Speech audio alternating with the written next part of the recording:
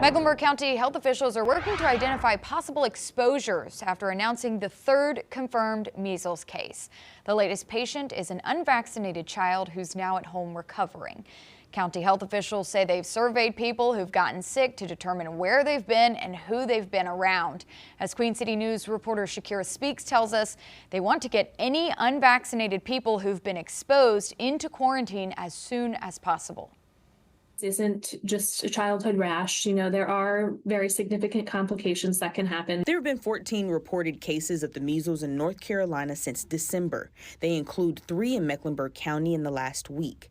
Health officials say the latest case involves an unvaccinated child. We know that in Mecklenburg County, it's estimated that only about 92%, which seems like a large number, and it is, 92% of kindergartners have been vaccinated.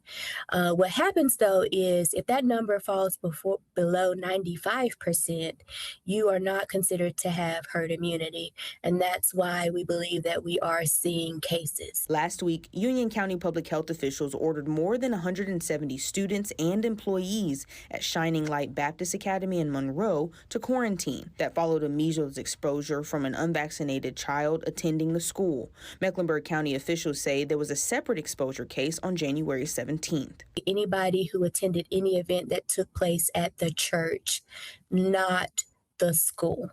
Anyone who was at 6100 Sardis Road on January the 17th should be watching out for symptoms of measles. Experts say it takes about 21 days to show symptoms after exposure.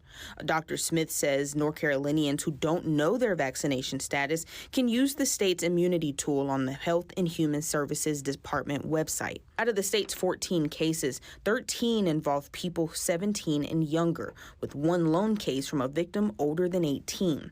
71% were unvaccinated, while only 29% had one dose of the vaccine.